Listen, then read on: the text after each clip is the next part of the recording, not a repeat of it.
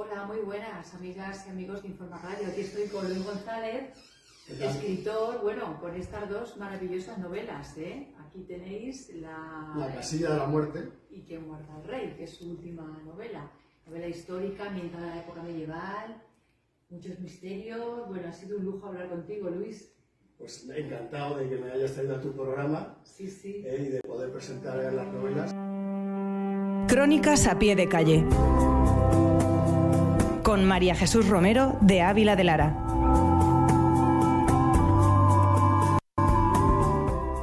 Hola, ¿qué tal? Muy buenas, amigas y amigos de Informa Radio, porque tú debes estar informado, ¿verdad? Es fundamental en la vida. Estamos aquí en este programa de entrevistas, Crónicas a pie de calle, donde, tiene cabida la actualidad y sobre todo la cultura, y dentro de ella la literatura. Nos encanta charlar con nuestros escritores, conocer su trayectoria, sus vivencias y sus obras. Hoy tenemos a Luis González. Es un escritor que tiene dos grandes novelas históricas muy trabajadas, muy interesantes, La casilla de la muerte y Quién guarda al rey. Títulos sugerentes, ¿verdad? Él, ha trabajado en el sector financiero. Ahora vamos a hablar con él un poco de su vida, su trayectoria y sobre todo de sus novelas. Bueno, Luis, bienvenido, ¿eh? Muy bien, muchas gracias. Encantado de estar en tu programa. Bueno, Luis, nacido en Madrid, ¿verdad? Cuéntanos un poco algunos recuerdos así que tengas de tu infancia, que esa etapa tan importante que nos marca. Bueno, yo efectivamente nací en Madrid, era un niño un poco de ciudad. Sí.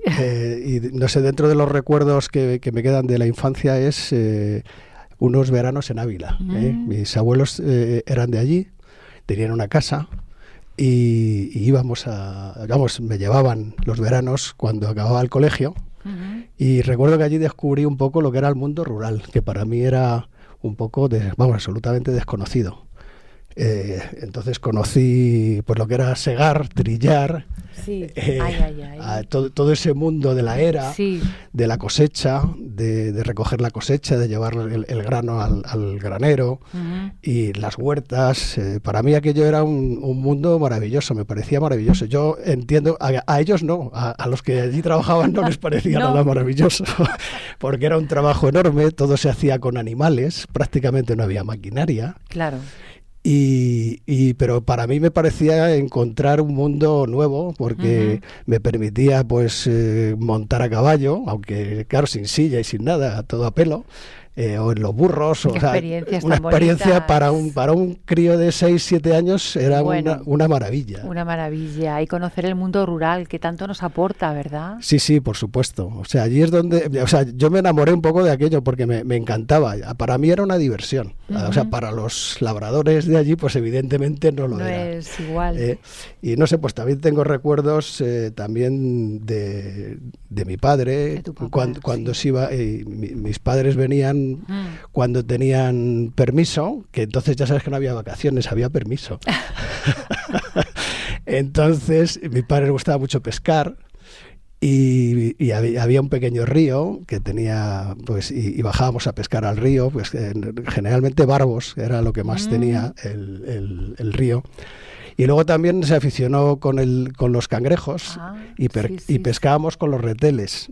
Que hoy día los cangrejos se han perdido porque se hizo una repoblación allí de... Es verdad, ahora ya no se caza. Claro, se trajo el cangrejo cangrejo que pensando que se iba a regenerar y tal, los americanos se cargaron al cangrejo nacional, que era tan bueno, y la verdad es que ahora no hay un solo cangrejo, es una pena. Pero yo recuerdo de ir con mi padre allí a pescar, a echar los reteles con un trozo de carne y tal, y luego verle... ¿Y luego los comíais, los cangrejos? Sí, claro, ¿verdad? Bueno, estaban riquísimos. Riquísimos, me acuerdo también con tomate, así frititos. Con tomate, sí, incluso en una paella también era una cosa extraordinaria. También, ya recuerdos de Madrid, cuando íbamos al Retiro, me acuerdo que aprendí a montar en bicicleta en unas bicicletas que se alquilaban en el Retiro. Ah, sí. Yo no tenía bicicleta, pero mi padre me llevaba al Retiro y alquilábamos allí alguna bici y allí fue donde yo aprendí un poco a montar en bicicleta. Fíjate. Me encantaba, vamos. ¿Lo sigues montando bicicleta o ya no? Bueno, he montado mucho, pero ahora ya no. Ya la bicicleta la he dejado.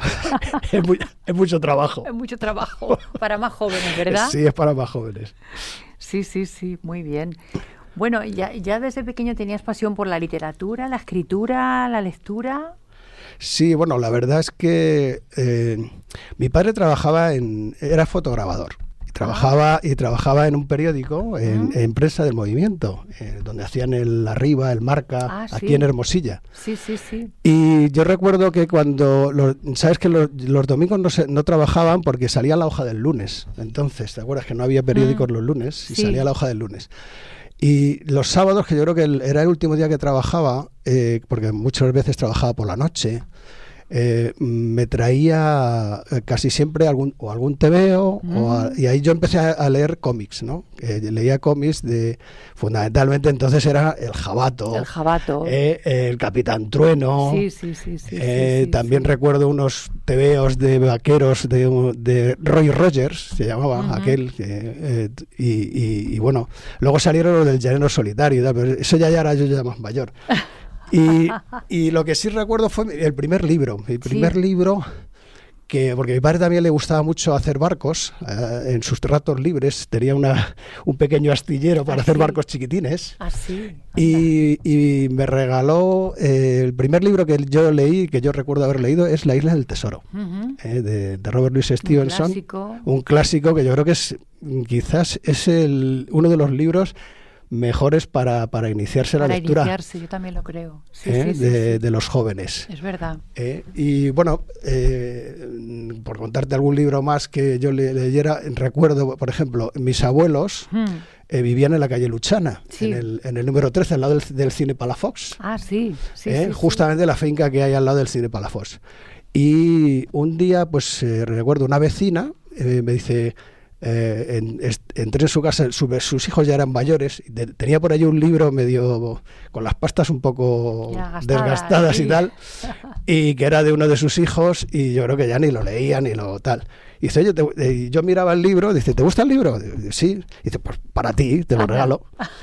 Y aquel libro pues era La Vuelta al Mundo en 80 días. Bueno, de Julio Verne, que también otro clásico maravilloso, ¿verdad? Me encantó el libro. La verdad es que me gustó muchísimo y bueno, ahí fue donde descubrí a Julio Verne y a las aventuras de Julio Verne. Y recuerdo luego otro que un día bajando desde el Retiro, unos días de esos que iba con mi padre al Retiro y tal, bajamos por la cuesta de Moyano y en una de las librerías había allí un libro de Julio Verne.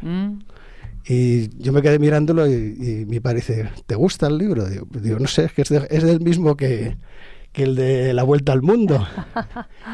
El libro era Viaje al centro de la Tierra. Bueno, que también es... A mí ese ya fue para mí el no va más. El no va más. Porque se mezclaba la aventura con el misterio, con las runas, con los secretos y con una aventura tan descomunal, ¿no? Como entrar por Reykjavik y salir por el Stromboli, ¿no? Sí. Y encontrar, o sea, a mí ese libro para mí fue quizá el más mágico. El más mágico. De todos los que yo leí de pequeño, ¿no? Sí. Y ya fue, bueno, ahí me fui aficionando un poco a... Y has leído toda tu vida, ¿verdad? ¿Has leído...? Sí, he leído prácticamente toda mi vida. O sea, que no es algo que no lo he dejado, ¿no? Me encanta, me encanta leer pues y escribir también. Y escribir. Al final, después de leer mucho, parece que surge la necesidad de escribir también. Yo creo que es imprescindible. Es decir, cualquier escritor necesita leer. Leer. Es que necesitas leer, documentarte, por supuesto, si escribe, y más si escribe novela histórica, todavía más. Todavía más, sí. Y luego, yo creo que es fundamental. O sea, además es la única manera de que tú también te vayas formando, porque estás leyendo a otras personas que por supuesto han ido muy por delante de uno y que son dignas de aprender de ellas, ¿no? Sí, estoy de acuerdo contigo. Bueno, eres licenciado en Derecho. ¿Tuviste claro la vocación de estudiar Derecho? Pues vamos a ver, la verdad es que al principio no. No. Yo pensaba que era de ciencias. De ciencias. Se me daban más o menos bien las matemáticas, y entonces me matriculé en CUNEF, en económicas, en la rama general. Pero vamos a ver, cuando llegó la estadística, aquello se me hacía muy cuesta arriba. Ya, eso era el turmalén. No me entraba aquello. No te entraba. No me entraba, y entonces me di cuenta, digo, a ver si no soy yo de ciencias, a ver si voy a ser de letras. Y efectivamente, pues nada, fracasé un poco en esa primera experiencia de carrera. Bueno. Y luego, pues un compañero mío del banco me dijo, oye, estaba estudiando Derecho, y dice, ¿no te gusta el Derecho y tal? Digo, pues no lo sé, digo, me parece, digo, siempre me ha dado un poco de miedo, hay que estudiar unos ladrillazos ahí de mucho cuidado. No veas, sí. Y me dejó un libro de Derecho romano. Y la verdad es que empecé a leer y aquello me pareció una historia bonita, y creo que era como... Yo creo que es la cosa más práctica que, bueno, es que los romanos eran súper prácticos. Sí. Y yo creo que inventaron el derecho de lo prácticos que eran, ¿no? Y la verdad es que me gustó tanto que al final me matriculé en Derecho y hice la carrera de tirón y encima disfruté porque verdaderamente era lo mío. Que es lo importante, ¿no? Que disfrutes estudiando, ¿eh? Sí, por eso digo, y sin embargo, para mí económicas era un sufrimiento, aunque yo pensaba que era... Que era tu vocación. Que era mi vocación. A veces... Y no, estaba confundido. Estabas confundido. Bueno. ¿Cuándo empezaste a trabajar? Empezaste muy prontito, ¿verdad? Sí, bueno, yo tenía un tío mío, Lorenzo, hermano de mi padre, que trabajaba en el banco. Y entonces les dijo a mis padres, yo creo que es el momento de entrar, que entre pronto, porque luego es más difícil. Entonces podría entrar de botones, ya sabes que antes entrábamos de botones con 14 años, sí, es verdad. Mi madre me decía, dice, hijo, has dejado el fuerte y los indios en casa para irte a trabajar. O sea, yo era un niño, como todos los niños que íbamos entonces a trabajar, porque antes se podía trabajar con 14 años. Sí. Y recuerdo pues que cuando llegué allí era el Banco del Norte, era la cabecera del grupo Rumasa. Y nada, lo primero que nos hicieron, a los 3 o 4 que entramos en aquella hornada al banco, pues era mandarnos al sastre y hacernos un traje con los botones. ¿Verdad? Un trajecito de botones. Y bueno, pues así empecé en el banco, y había una cosa muy buena, que es que el banco, y sobre todo Ruiz Mateos, se preocupaba mucho de que la gente se formara. Qué bien. Y entonces nos estuvieron pagando, yo acababa de terminar el bachiller elemental, que se llamaba entonces, con 14 años, y en el colegio Nuestra Señora del Recuerdo, en San Martín, en los jesuitas, nos pagaban a todos el bachillerato nocturno. Y la verdad es que allí terminamos el bachiller, luego COU, y luego ya nos matriculamos. Pero vamos, todo pagado por el banco, nos pagaban el colegio. Es más, todavía conservo yo en casa alguna carta de José María Ruiz Mateos, porque le enviaban a él las notas y luego él se las enviaba a nuestros padres. Ah, sí, madre mía. Y si no lo aprovechabas, te echaba la bronca. A mí, gracias a Dios, me felicitaba, ¿no? Todavía tengo alguna guardada en casa. Fíjate, alguna carta. Qué bien, ¿eh? Bueno, mi madre, por supuesto, no las tiraba. Las guardaba ahí como era un paño. Como una paña de su niño que la habían felicitado. Sí, qué bien. Y luego hiciste un máster en gerencia de empresas. Sí, hice un máster en gerencia de empresas, pues cuando, llevaba unos años en el Instituto de Empresa, ahí en María de Molina, en ese famoso chalet tan grande, con esas escaleras tan empinadas. Sí. Pero me gustó mucho el máster porque había gente de mucho nivel, o a mí me lo pareció, gente de empresa, de empresas además, que traían casos reales que les había ocurrido y se debatían. Y la verdad es que es la manera mejor de aprender, con casos reales, ¿no? Sí. Y bueno, yo creo que fueron, no sé si eran 2 años, pero francamente que a mí me abrieron mucho los ojos de lo que era un poco la problemática de las empresas, y sobre todo de las grandes empresas, los problemas de personal, en fin, de todo, de logística, de todo tipo, que salían allí y a mí me resultó un periodo muy bueno, muy gratificante. Muy interesante, la formación siempre tan importante, sí, ¿no? Es fundamental, sí. Y claro, ya en la banca seguiste progresando, ¿no? Sí, luego... Seguiste promocionando. Luego me fui al Banco Meridional, que en principio era un banco también del grupo, pero que abrían aquí, entonces me fui de apoderado, salí del Banco del Norte, me fui de apoderado allí, y luego, bueno, pues con el tiempo fui director de una oficina, sí. Y luego volví otra vez a la oficina principal que estaba ahí en Castellana, en el 108, y como jefe de créditos, y ahí ya luego ya me fichó Caja Navarra, y ya me fui a Caja Navarra, pero vamos, sí, esa es toda mi etapa un poco de Rumasa y de la última etapa de Rumasa, ¿no? 40 años trabajando, ¿verdad? Sí. Hombre, claro, al entrar con 14, con 14 pues imagínate, claro. La carrera tan larga que haces, larga. ¿No? ¿Y qué tal? Bueno, muy bien. ¿Cuál es el balance? ¿Bueno? Muy bueno. Yo estoy muy satisfecho porque primero la banca es un sitio donde prácticamente puedes conocer todo, porque te relacionas con todo tipo de empresas. Y la verdad es que yo estoy muy satisfecho de mi etapa en la banca. He estado prácticamente 30 años a pie de red, llevando incluso, pues cuando estaba aquí en Caja Navarra, llevando toda la red de Madrid, la oficina principal y parte de la red de Madrid, en una primera etapa, luego ya no, luego ya solo llevaba la principal, y luego cuando ya a los 47, 48 años ya no te quieren en la red, y entonces me fui a una empresa participada. Muy bien. Que teníamos una empresa que habíamos comprado aquí en Torrejón unas parcelas para hacer casas, y ese ha sido mi último trabajo, hacer ahí 800 viviendas en Torrejón de Ardoz. Que tiene mucho mérito, ¿eh? Sí, entregamos unas cuantas, un barrio entero. Imagínate 800 viviendas, un barrio entero, al lado de donde están los juzgados en Torrejón. Era el antiguo parque de maquinaria de Agromán, y eso lo reconvirtieron a residencial, e hicimos ahí, ya te digo, un montón de viviendas, y ese ha sido mi último trabajo prácticamente. Sí, muy bien. Ahora ya gozas de tu jubilación, ¿verdad? Bueno, ahora ya de mi jubilación, pero bueno, como no me puedo estar quieto... No paras. Pues entonces siempre está uno enredando, ¿no? Y bueno, pues la verdad es que cuando ya me prejubilé con 55, que todavía estuve haciendo... Es una edad estupenda. Sí, ahora ya no tengo 55, ahora tengo 10 más, casi 12 más. 12 más voy a hacer ahora dentro de poco, pero bueno, esta primera etapa, digamos, de estos 10 años de prejubilación es cuando un poco ya me empecé a dedicar un poco más a escribir. A escribir, que tenías más tiempo, claro. Sí.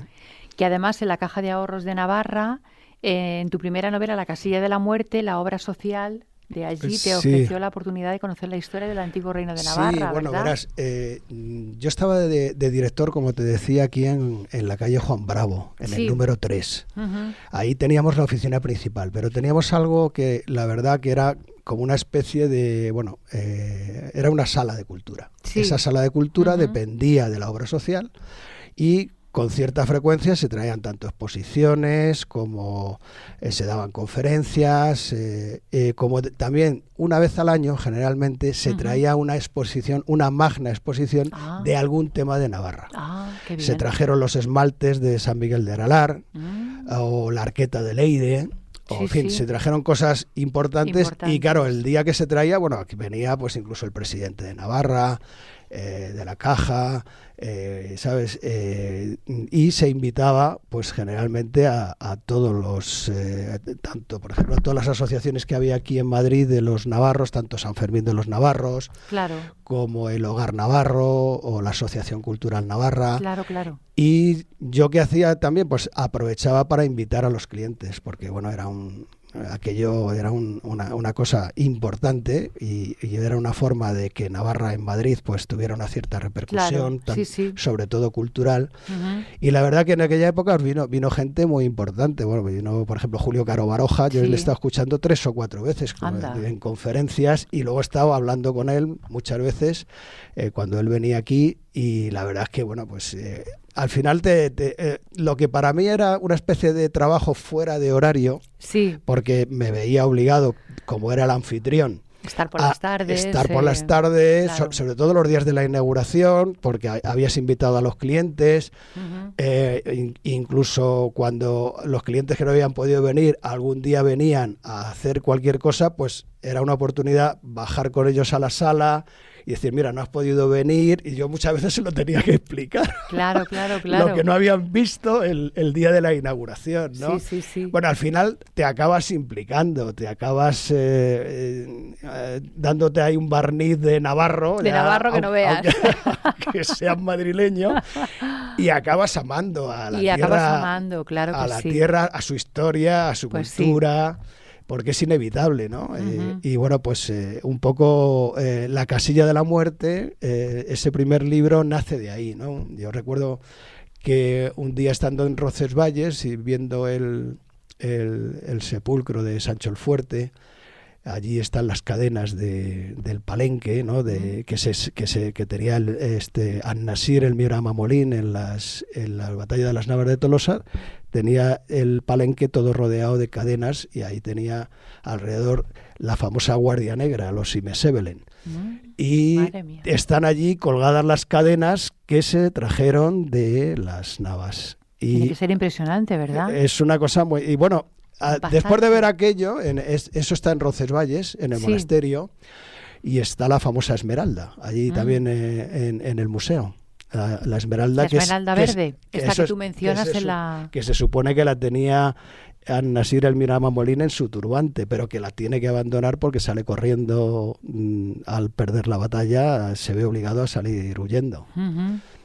Y bueno, pues después de ver aquello y tal, siempre dije, me gustaría escribir algo sobre esto, ¿no? sobre esa época, sobre Sancho el Fuerte, sobre esa parte de la Edad Media. Y bueno, pues así fue un poco como nació La casilla de la muerte. Me puse a escribir y no veas. ¿Cogiste carrerilla? Cogí carrerilla y bueno, la verdad es que estoy muy contento un poco de lo que hasta ahora he hecho, ¿no? O escrito. Sí. Allí, bueno, me gustaba también investigar pues sobre los códigos ocultos, porque es un poco sobre las sociedades secretas, sobre todas estas cosas, y aquello me daba la oportunidad un poco de tocar a los templarios, que es un tema fascinante. Es un tema fascinante, sí, es un tema fascinante porque, bueno, sobre todo en Navarra, y en Aragón, pues hay una huella templaria muy grande, ¿no? Tienes Puente la Reina, todo el pueblo de Puente la Reina era una encomienda templaria de la más grande que había en Navarra. Muy cerca de allí está Santa María de Unate, que también es una iglesia templaria que además está es una iglesia que está en mitad de un valle, que era donde ellos hacían todos sus ritos y todos los temas iniciáticos, el nombramiento de caballeros, etcétera, etcétera, ¿no? Y es una iglesia octogonal, un poco en la línea de lo que es el templo de la Cúpula de la Roca en Jerusalén, que es donde ellos fundan la orden. Ellos fundan la orden en Jerusalén, y la primera sede que tienen es la Cúpula de la Roca. Sí. Y le ponen una cruz a la cúpula, y a partir de entonces aquello era el templo, y los llaman los caballeros del Temple. Del Temple. Luego eso desapareció y bueno... Bueno, ya sabes que los templarios desaparecen con motivo de que Felipe el Hermoso, el rey de Francia, debía mucho dinero a la orden, y lógicamente tenía intereses en controlarla, porque claro, si tú tienes una deuda ahí con ellos tremenda, pues entonces él intentó entrar en el Temple y incluso ser el gran maestre del Temple, pero Jacques de Molay no le dejó, y entonces pues él se empezó a inventar cualquier excusa para acabar con ellos. Entonces, como sabes, luego hace unos años apareció el famoso pergamino de Chinon, en el cual el Papa Clemente V reconoce, los absuelve de todas las acusaciones, aunque ese documento, curiosamente, ha estado perdido en el Vaticano 700 años. Madre mía. Lo descubre Bárbara Frale, creo que fue 2006, se mira a ver si efectivamente ese documento es auténtico, y se comprueba que efectivamente que es auténtico. Entonces, bueno, pues hay una gran contradicción. Por un lado, el Papa manda disolver la orden, sí, y por otro... presionado por el rey de Francia. Por el rey de Francia. Pero hay un documento en el cual él reconoce que todas esas acusaciones de herejía, de sodomía, de adoración de ídolos y tal, no es que no fueran verdad, sí había un cierto halo de verdad, pero no era, ellos se besaban en la boca y en los ritos, incluso se besaban al final de la espalda, casi donde pierde la espalda su honesto nombre, que diría que. Pero eso eran unos ritos con una simbología mística. Entonces, bueno, el rey, que lo conocía porque era templario y quería ser el maestre de la orden, pues entonces aprovecha todo eso para hacerles una serie de acusaciones que no tenían nada que ver con la realidad. También adoraban a una especie de cabeza que se llamaba Baphomet, y pero también tenía su historia, que todo eso viene contado en la Casilla de la Muerte, a qué se refiere cada una de esas simbologías, que luego, como se ha demostrado posteriormente, el pergamino de Chinon, el Papa los absuelve de todas esas acusaciones, con lo cual, bueno, pues era una excusa para quitárselos de en medio. Madre mía, es un tema fascinante el de los templarios, ¿eh? Sí, sobre todo lo que hay oculto detrás de eso, que es muy fascinante, muy importante, ¿no? Entonces, ahí lo que desgrana un poco en el libro de la Casilla de la Muerte es lo que es el juego de la oca. El juego de la oca es producto de los templarios, una especie de copia de otros juegos, como el disco de Fastos. Hay una serie de cosas, y ellos lo que hacen es un tablero que realmente es una espiral. Si tú te das cuenta, recorres en espiral todo el tablero es la galaxia. La galaxia es espiral. La galaxia es el camino de las estrellas. El camino de las estrellas es el que nos lleva a Santiago, a Compostela, el campo de las estrellas. Madre mía. Tiene 64 casillas, el juego de la oca. El camino de Santiago tiene 32 etapas, 32 de ida y 32 de vuelta, 64. Y luego, bueno, pues cada cosa en el tablero tiene una simbología especial. Pues te podría decir, por ejemplo, el laberinto, o el pozo, o el laberinto, por ejemplo, como el Minotauro. O sea, la casilla de la muerte, la propia casilla. Tiene también su simbología. Las ocas, digamos que tienen el símbolo de que son lugares seguros del camino, que es donde estaban las encomiendas templarias. Sabes que los templarios nacen para proteger a los peregrinos que van a Tierra Santa, a los caminos. Sí. Pero cuando perdemos Tierra Santa a manos de Saladino, nuestro conocido por Saladino, pues ellos en Europa lo que hacen es lo mismo, es proteger el camino. ¿Cuál es la manera mejor de proteger el camino? Evidentemente creando encomiendas y creando algo que fundan un poco la banca, que es la letra de cambio. Tú podías salir de tu ciudad con dinero, ibas a la encomienda templaria, entregabas ese dinero y te daban como una especie de letra de cambio o de pagaré, y ese pagaré luego lo podías ir descontando en los lugares donde llegabas, y solo cogías una pequeña cantidad de dinero, el resto del pagaré te le guardabas, con lo cual no tenías que llevar una cantidad de dinero muy grande encima, porque el camino estaba lleno de bandoleros. En algunos lugares era auténticamente un peligro. O sea, qué interesante. Hay un puente en Navarra, en la Rasoaña, que se llama el Puente de los Bandidos. Ahí generalmente moría mucha gente y asaltaban a los peregrinos. Así empieza un poco así empieza la Casilla de la Muerte. Madre mía. Fascinante, total. Bueno, vamos a hacer una paradita y vamos a poner un poquito de la música que tú has elegido, ¿eh? Muy bien. Venga, hasta ahora, gracias.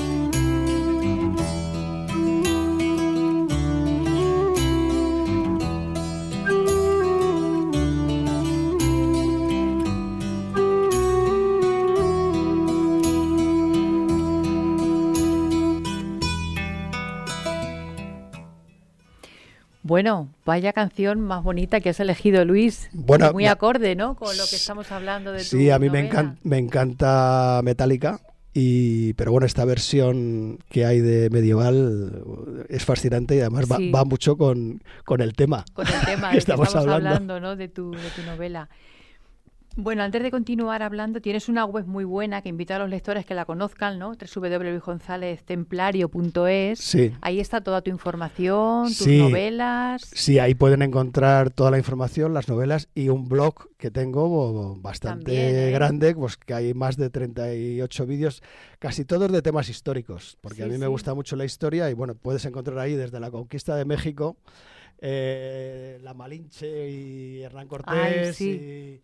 Bueno, puedes encontrar muchas cosas porque a mí me entusiasma la historia, o de temas de Cervantes, de sus guerras y de cuando estuvo preso. Y bueno, hay unos vídeos muy interesantes que los puedes encontrar ahí de todo tipo de temas históricos porque me gusta todo ese tema y de vez en cuando, vamos, prácticamente cada 15 o cada mes como mucho publico un vídeo. Publicas un vídeo. Sí.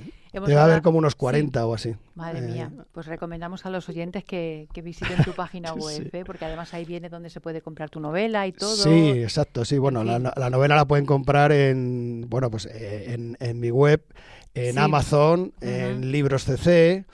En la propia editorial Caligrama, que es la que también la pueden comprar bajo petición, pues en FNAC o en Corte Inglés o en Casa del Libro, ahí bajo petición, pero la pueden pedir y se la envían sin ningún problema. Pues hemos hablado de tu primera novela publicada en el 2019, La casilla de la muerte, que te llevó como 7 años, porque es que tiene un trabajo, ¿verdad?, tremendo. Bueno, efectivamente, tiene mucho trabajo. Es verdad que solamente de trabajo yo creo que tiene como 4 o 5.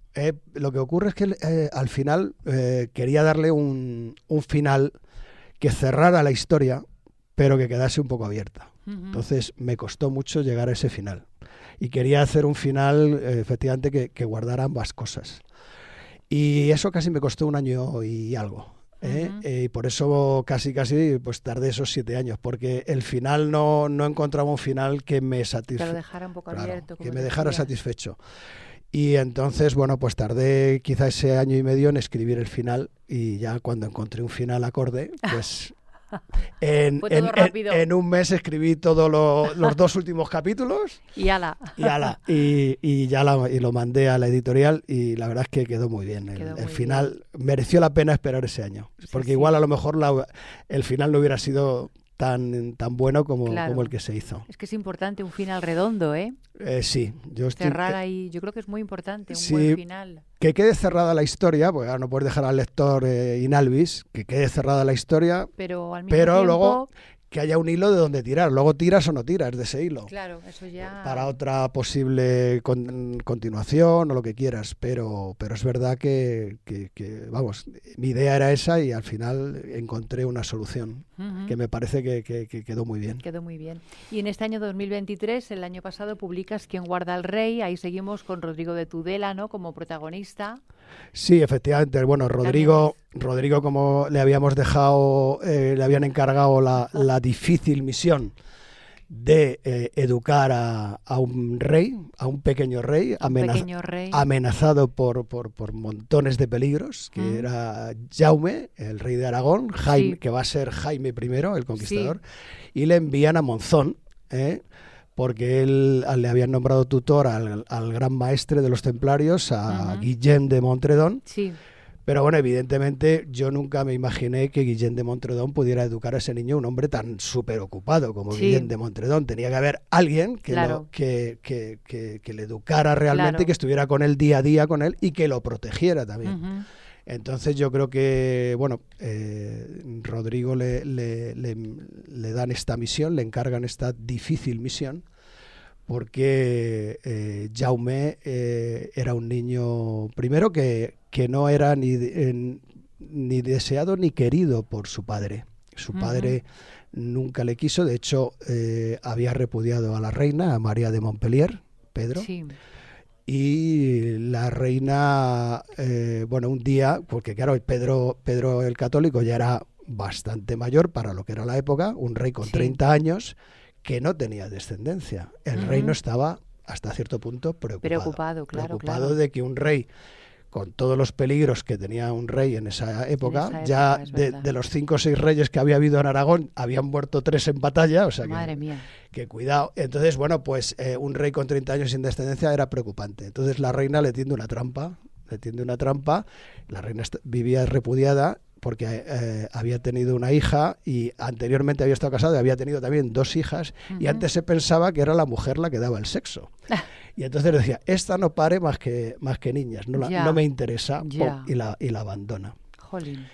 Pero la reina, que se reúne con varios obispos y con algunos nobles del reino, convencen a un muy buen amigo del rey, que era Guillermo de Alcalá, para que el rey vaya a ver a una cortesana al castillo de Mirabal, por cierto, donde se casaron y hoy es propiedad de Brad Pitt y de Angelina Jolie. Sí. Bueno, pues le convencen de que tiene que ir a ese castillo porque se va a encontrar con una mujer, pero solamente le pone una condición, que se tienen que reunir a hacer el amor, pero que tiene que ser en plena oscuridad. Que no se vean las caras. Que no se vean las caras. Entonces la reina le tiende una trampa, el rey va y claro, y el rey, como era un mujeriego empedernido, pues vamos, ¿no? Si tiene que ir a Mirabal o a donde sea. Coge su caballo y se va para allá. Entonces tiene aquel encuentro, comete adulterio, yo creo que comete adulterio con su propia esposa. Fíjate, qué curioso, ¿eh? No sabía que era su esposa. Y bueno, pues al terminar la noche, los obispos y los nobles entran en la habitación y certifican que efectivamente la señora que estaba acostada con el rey no era otra que la reina. Madre mía, vaya historias, ¿eh? La historia supera la ficción. Total. Entonces, total. Bueno, ¿qué ocurre? Pues que el rey, como era muy soberbio, vamos a decirlo así, le da todo igual, y dice, mira, y me da todo igual, y la sigue repudiando, y ya se refugia en Montpellier, y allí tiene lugar el alumbramiento de Jaume. Hasta tal punto a él no le preocupa a su hijo, ni le importa a su hijo, que ni siquiera va a ver que se ha tenido nada. Ni le vio, ¿no? E incluso ella se ve obligada a ponerle un nombre sin contar con el padre. Con el padre, sí. Y ordena allí al obispo de Montpellier que por favor que en la catedral ponga 12 cirios con el nombre de los apóstoles, y que el cirio cuya candela dure más será finalmente el nombre del niño. Qué curioso, ¿eh? El cirio que duró más fue el de Santiago, por eso le pusieron Jacobo, Jaime, que es el mismo nombre. Y bueno, pues así fue como Jaime tuvo su nombre, pero no se lo pudo poner ni su madre ni su padre. Al final lo puso el destino. El destino. ¿No llegó a conocer a su padre? Prácticamente no le llegó a conocer, ¿no? No le conoció. Él sí le entrega... solamente se acuerda de que tiene niño cuando Montfort, el jefe de los cruzados, cuando empieza la cruzada contra los cátaros, Montfort se empieza a quedar con algunas tierras, porque el Papa había autorizado no solamente a exterminar a los cátaros, sino que también te podías quedar con las tierras. Entonces Montfort ve ahí el cielo abierto para quedarse con un montón de tierras, pero claro, Montfort era vasallo del rey de Francia. Las tierras que se quedaban cambiaban de vasallaje en favor del reino de Francia. Entonces él, para parar un poco ese ansia de territorios de Montfort, le promete casar a su hijo con su hija y entregarle el señorío de Montpellier. Y entonces es el único momento que se acuerda de que tiene hijo, y entonces en prueba de cumplimiento de su palabra, se lo deja a Montfort. Que le educa, ¿verdad? Que claro, hasta los 7 años. Montfort le está educando desde que tiene 2 años hasta que tiene 7. Una de las cosas que yo quería ver, me fui a Carcassona, hicimos un viaje para ver Carcassona, Béziers, bueno, todo Montpellier, Narbona, Collioure, y quería ver sobre todo, imaginarme qué había sentido aquel niño en aquel castillo, en aquella ciudad, porque digo, un niño que no ha conocido a sus padres, que le han entregado a otra familia con 2 años, a la familia de un asesino, porque Simón de Montfort era uno de los mayores asesinos que ha hecho la historia. O sea, se cargaba 20.000 personas una mañana y se quedaba tan pancho. Madre mía. Entonces quería ver un poco cómo se había sentido allí este niño con 2 años, sí, en casa de los Montfort, ¿no? En aquel castillo condal de Carcassonne. Y bueno, porque yo creo que es inevitable o es imprescindible, mejor dicho, que cuando escribes novela histórica visites los lugares. Los lugares, yo también lo creo. Aunque hayan pasado 800 años... Pero algo queda, ¿verdad? Algo queda. Pues yo cuando estuve en Monzón, en el castillo, y está allí la torre donde pasó su infancia y donde fue educado, sí, pues no sé, estás allí, aunque sea en la torre un rato, y te imaginas que pudo también pensar aquel niño mientras fue educado, ¿no? A partir luego de los 7, ¿no? Hasta que se hace cargo del reino, ¿no? Es imprescindible, yo creo que visitar cada lugar. Cada lugar, sí, sobre todo cuando es novela histórica, como tú dices. Sí. Bueno, en tus novelas siempre hay amor, hay aventuras... Son muy dinámicas, porque claro, la novela histórica tienes que meter pues aventuras, batallas, y el amor también. Claro, no, la historia te sirve un poco de hilo conductor, ¿no? Es el hilo conductor de la trama, y aquí precisamente cuando yo estuve en Carcassonne me encontré... me hice la pregunta, yo primero pensaba escribir algo sobre Jaime I, pero cuando llegué allí y vi aquellos muros infranqueables, aquella ciudad inexpugnable, y luego aquel castillo condal que estaba dentro de la ciudad y todavía había que atravesar un enorme foso para allá, y te preguntas, ¿cómo esta ciudad se ha rendido sin resistencia a Montfort? ¿Cómo se rindió? Claro. Una ciudad que es prácticamente no se puede conquistar. Claro, la respuesta estaba muy cerca, en Béziers. Allí, la semana anterior, por un error abrieron las puertas y entró allí el ejército de Montfort, y le pregunta a Arnaldo Amalric, ¿qué hacemos para diferenciar a los cátaros? Y la respuesta de Amalric es: matadlos a todos, Dios ya reconocerá a los suyos. Madre mía. Bueno. Mataron en aquella mañana a 20.000 personas. Olín. Quemaron 2 iglesias con la gente en su interior. Los templos, la techumbre de los templos cayó al suelo encima de los cuerpos calcinados.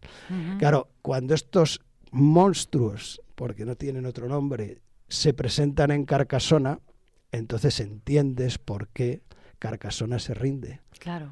Porque si no, no se puede entender. Sí, no, claro, es verdad. Entonces, aquello me sirvió para ver que la novela tenían que ir indefectiblemente los cátaros. Tenía que hablar de los cátaros porque era un poco el tema transversal que había sobre todo en esta parte de la vida de Jaime I. Y bueno, efectivamente, pues también tiene amor. Ahí hay Dulce historia... y Rodrigo, ¿verdad? Una historia de amor. Una historia de amor, yo creo que es muy bonita. Sí. Y bueno, pues ahí hay o sea, yo creo que está bastante bien hilado el tema. Sí. Porque hay que ser muy delicado, porque ella, al fin y al cabo, es una monja hospitalaria, sí, aunque realmente y claro, él es un templario, entonces ¿cómo pueden declararse su amor? Y bueno, pues las confesiones de San Agustín me sirvieron un poco de hilo conductor, porque de alguna manera las confesiones de San Agustín, que están ahí, es un poco una confesión del alma hacia Dios, ¿no? Confesando su amor hacia Dios. Pues bueno, pues también puede ser unas palabras entre enamorados. Cuando un enamorado le dice esas palabras a su amada y le confiesa su amor, ¿no? Y bueno, pues se me ocurrió un poco ese tema, que yo creo que ha quedado muy bonito. Muy bien. Queda muy bien. Muy bonito. Y luego en cada capítulo hay una cita literaria también, o filosófica. Sí, bueno, para meterte un poco. Sí, a mí me gusta siempre, que, como aquel dice, ponerle la guinda al pastel. Entonces, aquello me sirve un poco como de linterna o de antorcha para que el que se entra en un capítulo que no sabe dónde le va a dirigir ese capítulo, pues sepa un poco de qué va ese. Entonces pongo una cita, pues si el capítulo va de soberbia, pues alguna cita sobre la soberbia, o si va de otra cosa, pues en cada caso le pongo una cita que al final, cuando termine el capítulo, va a decir, pues esta cita sí tenía que ver con todo lo que he leído, ¿no? Está muy bien, está muy interesante ese Sí, alumbramiento, como tú dices, ¿no? Sí. Sí. Bueno, la verdad es que la novela queda abierta un poco a una segunda parte, ¿verdad? O a una continuación. Sí, bueno, sí, sería una trilogía, sería ¿no? Casi una trilogía. ¿no? Sí, bueno, mi idea, como hice con la primera, tampoco sabía si iba a escribir esta segunda parte o segunda entrega de la saga. Uh-huh. Pero sí se ha quedado pues algún hilo de dónde tirar, ¿no? Aunque, como habrás visto, cada historia, pues, cada novela encierra una historia cerrada y autónoma. Sí, y se pueden leer por orden o por separado, no tienes ningún problema en leerlas de esa forma. Pero sí es verdad que, hombre, sí he dejado ahí un posible hilo de dónde tirar para una posible tercera entrega de la saga. Exactamente. Bueno, a mí de verdad que me ha dejado alucinada, ¿eh? Todo lo que sabes de historia, ¿eh? Me he quedado... Madre mía, es que tantas cosas... Me gusta mucho, siempre me ha gustado la historia, me ha entusiasmado. Y bueno, pues hasta cierto punto me gusta, es que me gustaba mucho. Siempre que vamos de viaje voy de Cicerone. Con tus amigos. Con mis amigos. Tu familia. Oye, Luis, cuéntanos qué pasa con esta iglesia, ¿no? Que eso es un tema también muy interesante en la novela.